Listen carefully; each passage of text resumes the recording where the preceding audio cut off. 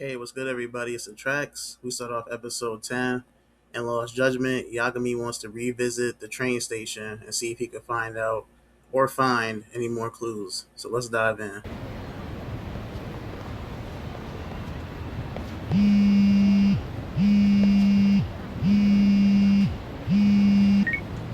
Hello? Yagami-san, do you have a minute? It's Shirosaki. Oh, I was just about to call you. I was gonna say I've got some leads on the murder. By the way, you wouldn't happen to know a Detective Watanabe, would you? From Kanagawa PD? Oh, yes. He came asking me about the harassment case. Apparently he couldn't interview Ehara, so he got us instead. Wanna know why that is? Apparently Tokyo PD suspects Ehara might be linked to the murder in some way. And since they don't want Kanagawa stealing the show, they're blocking their investigators out. That does make sense. Not in a bureaucratic way. By the way, when's your next appointment with Ehara? As soon as we're ready, honestly. Did you want to come along? Yeah, I was just about to ask that.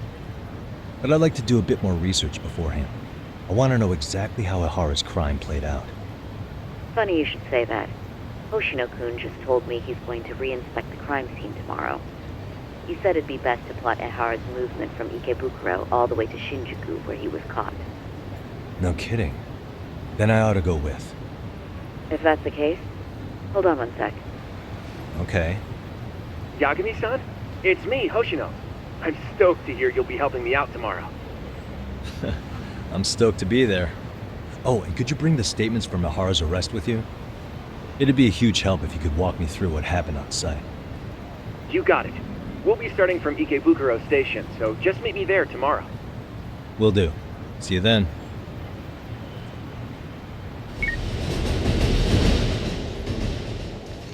Okay, see that sign right there?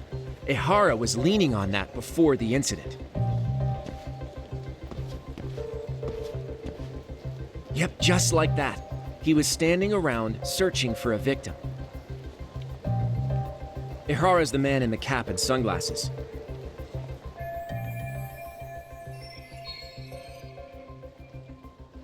So, Ehara was lingering at the platform a while, huh? Yeah, he walked past the ticket gate at 7:43 a.m. This was confirmed by the security tapes as well as when he swiped his transit card. After that, he wandered the platform an entire hour ogling women. He spent that long choosing a target?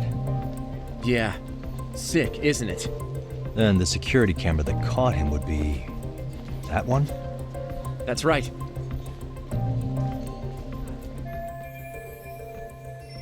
Anyhow, at 9:06 a.m., Ehara finally honed in on his would-be victim. Then he boarded her train, which was departing for Shinjuku. She's the one in the pink cardigan and white skirt? Yeah, Yui Mamiya, an office worker and mother of a 6-year-old boy.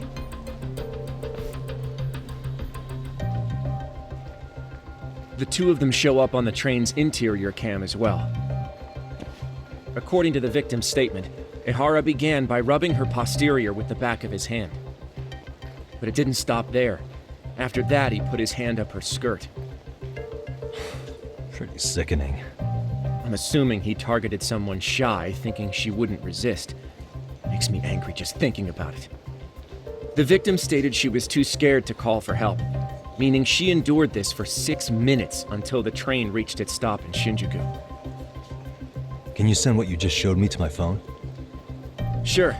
Now let's head to Shinjuku Station. Then we can watch as the jerk gets busted. Even if we did defend him in court, an asshole's still an asshole. Looks like we're getting close to Shinjuku. The train's pretty light right now, but it was packed during the crime, right? Oh yeah, the car occupancy at that time of day can easily reach 180%. And Ehara should have been standing roughly where I am. Alright, this is for anyone who's playing the game. So I'm going to skip past all this. I'm going to tell you the answer. So if you just turn the camera to the right, there's going to be a camera that you need to click on. Unfortunately, when I was playing, I think it took me anywhere from 5 to 8 minutes to locate the camera. I didn't know that it was directly to the right. I was examining the whole train. So, yeah.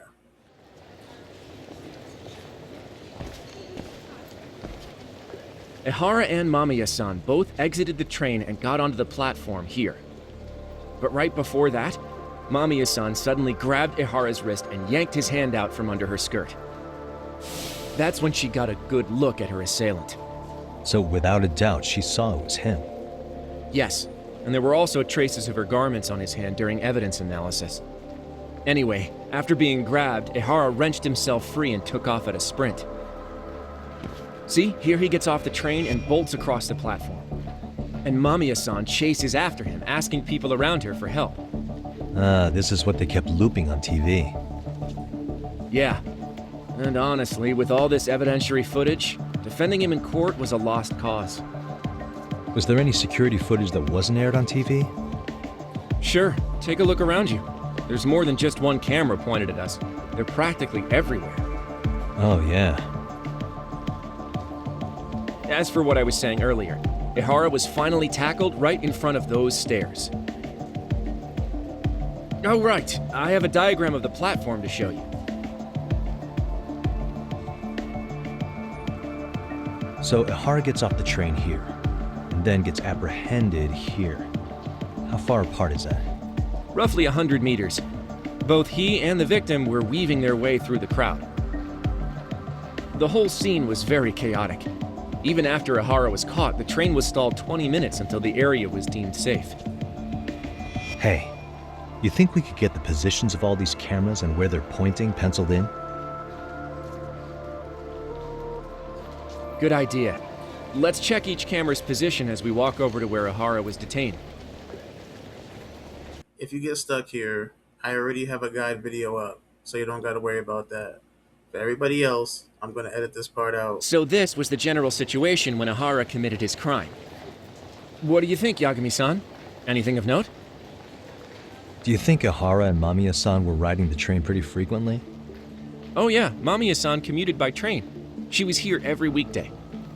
Same goes for Ihara, actually, but he was off that day. Supposedly, he was going to see his wife, even though they're separated.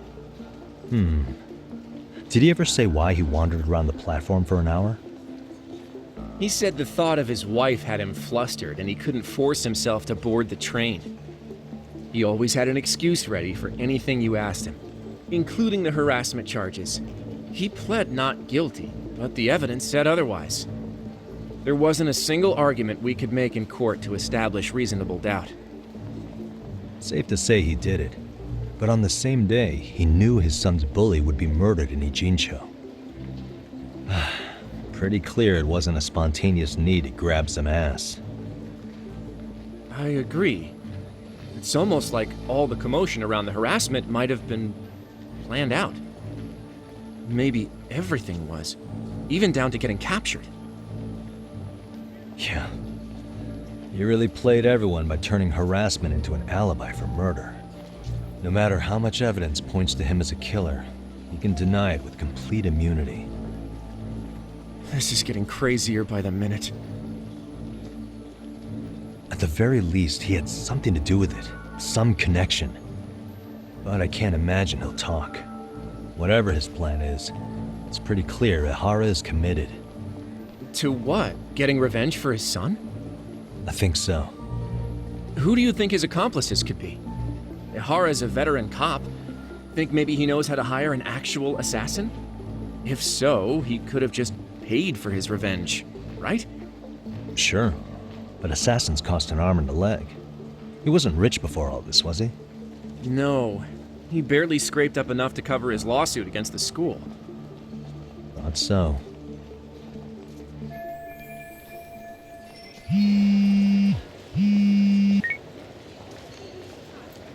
Hey, it's Shirosaki.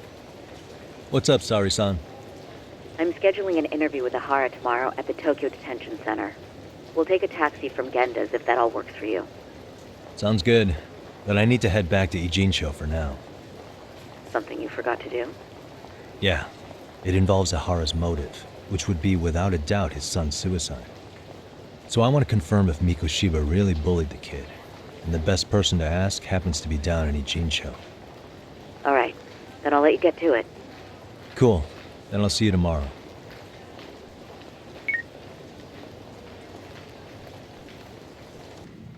All right.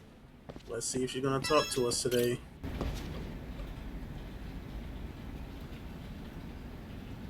Got a minute? No, not for you. I really have nothing more to say. What if I told you it's looking more and more likely Ihara-san had a hand in Mikoshiba's death? Well, it doesn't concern me. Ihara-san believes Mikoshiba tormented Toshiro-kun so badly that he took his own life. But neither the third-party investigation nor the courts were on his side. So what's the truth here? You know, don't you? What really happened between Mikoshiba and Toshiro-kun? Why won't you tell me the truth? Why do you keep asking? I said I don't know! I'm going to the detention center tomorrow to get some answers out of Ihara-san. What? I saw where Mikoshiba was murdered. He endured no shortage of cruelty before he died. They tortured him, you know. They broke all his fingers before they slit his throat. No.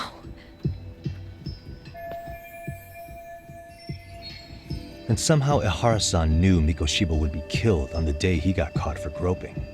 It's like he did it to prove he had nothing to do with the murder. But maybe that wasn't his real objective at all. Huh? I think he wanted to signal that he'd finally avenged his son. The body belongs to a guy named Hiro Mikoshiba. 4 years ago, this man took my son from me by driving him to commit suicide. If I'm gonna face him tomorrow, I can't go in without some ammunition. So, 4 years ago, did Mikoshiba bully Toshiro-kun or not? That's all I want to know. My answer won't change.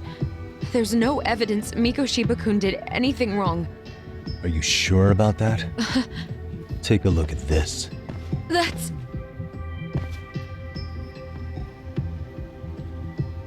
Toshiro Ihara, your student. Imagine that he's listening to what you're saying now. If you can look at him and say Mikoshiba played no part in his death, I'll leave you alone. In fact, you'll never hear a word from me again. So which is it? Okay, so this upcoming part, she is going to vent for a little while, so just letting y'all know. 4 years ago, not long after I'd transferred here to teach English. That's when it started. I was trying my best to get acclimated, and I was finally on a first-name basis with everyone. One day, after school, I was out on the roof taking a break, when Toshiro-kun suddenly ran by. I called out to him to ask what was wrong, but he shushed me and kept running. I saw he had a bloody nose. Moments later, Mikoshiba-kun showed up.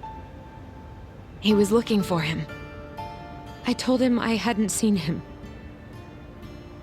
Toshiro-kun's face told me everything I needed to know. So Mikoshiba was bullying him after all. Yes. Toshiro-kun told me this later on.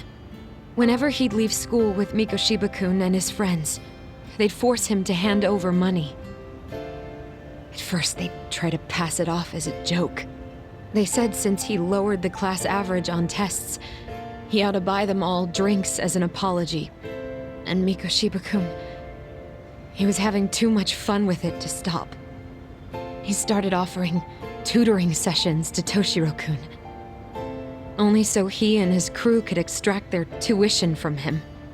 They'd even break into his house while his mother was at work and take the money she left him for dinner.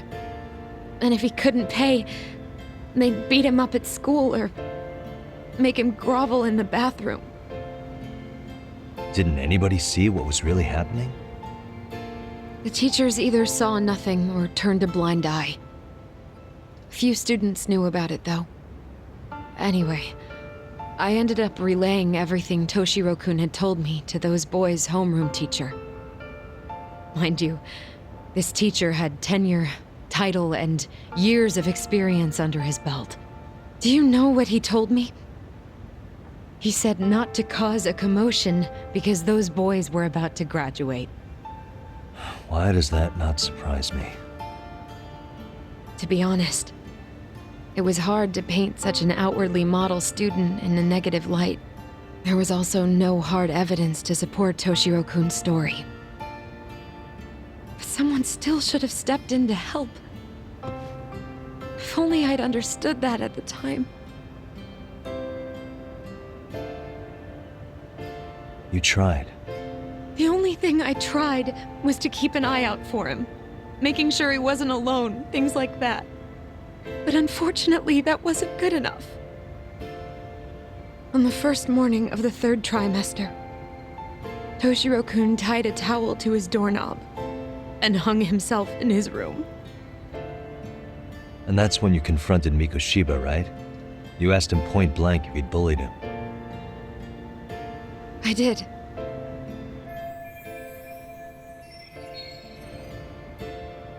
Mikoshiba-kun pretended to know nothing. He was more careful, shaken even, from then on. In all honesty, when I heard a third-party committee was investigating, I was hoping the truth would come out. Students were asked to fill out an anonymous questionnaire, and many of them wrote down exactly what they saw. Hold on. Didn't the court end up declaring there was no substantial evidence of bullying? How could they have said that with those questionnaires on hand? First of all, the committee never interviewed anyone directly. Those questionnaires were the only proof of anything. And the teacher of those boys was the one who collected them. Each time he came across any mention of bullying, he'd toss that questionnaire out. Also, he wouldn't get blamed in the end for ignoring the warning signs. So then the committee was pointless. A few students did speak up about the bullying online, but their posts weren't much to go on. Toshiro-kun's parents were completely caught off guard. His mother worked through the day, and his father lived all the way in Tokyo. That made it that much easier for the teacher to cover up all the evidence of bullying. He made that statement without even consulting the principal or the chairman. So, right before Mikoshiba-kun graduated, the committee presented their findings, that there was no evidence of bullying. The conclusion you've heard over and over. What the hell? In Japan, 300 children commit suicide every year, across all grades. Less than 3% are proven to be linked to bullying. Toshiro-kun's case ended up like that too. But Ehara-san wasn't satisfied with those findings, so he sued Seiryo High, demanding compensation for Toshiro-kun's death. As the trial dragged on, I was eventually called to the witness stand. Of course, my intention was to let everything I knew out into the open. But before that could happen, that damn teacher came with the school's attorney to see how I would testify. They didn't want you making them look bad, huh? Of course not. That's when I first learned what he did with those incriminating questionnaires. They had no choice but to reveal everything to me, to try and sway me to their side. I guess they were just that desperate. After all, I was the only adult who Toshiro-kun confided in. I don't think he'd spoken to his parents about it once. So yes, that's why there was never any objective evidence of bullying. It wasn't like I had a mind to record our conversations. And I hadn't personally witnessed it either. The school attorney saw fit to remind me that the law says innocent until proven guilty. And if I couldn't produce tangible evidence, then I shouldn't be accusing Mikoshiba-kun. So it was witness tampering. That is, they coerced you into false testimony? Yes. Must have been incredibly hard on you. What I should have done was told the truth regardless. But what else could I have really done for him? Some days I just don't know. As much as I've tried to convince myself I did everything I could for him, I can never fully believe it. So what happened to the teacher who covered all this up? He transferred to another school. God, to think he's still standing at a podium somewhere. That's unfortunate. Even so, I don't have the right to place the blame solely on him. Man, this is sad.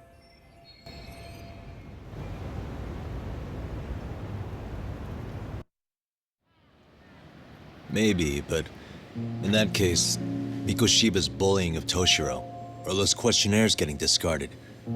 Have you ever told anyone else? No. I've been silent. Yagami-san. You know what? Back when I was a student in high school, I witnessed bullying firsthand. There was this kid.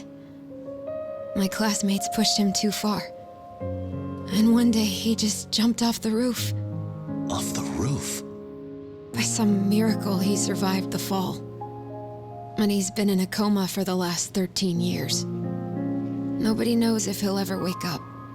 His name is Mitsuru, and he may never open his eyes to the world again. His mom watches him, but she works full-time. She's a higher-up in the government. I'm sorry to hear it. The worst part is that his teacher knew. He even talked to the bullies about it. But all he said was, "Don't overdo it." But afterward, the public eviscerated him. He had to quit his teaching job. And yet, for poor Toshiro-kun, nobody was held responsible at all. And that includes me. But if anyone was going to take responsibility for that, Mikoshiba should have been first in line. I'm sure Ihara-san must have thought the same thing. You know what I wanted to be as a kid? I was so innocent, I wanted to be a teacher. And after Mitsuru-kun's tragedy, I felt practically obligated. And still, I just let history repeat itself.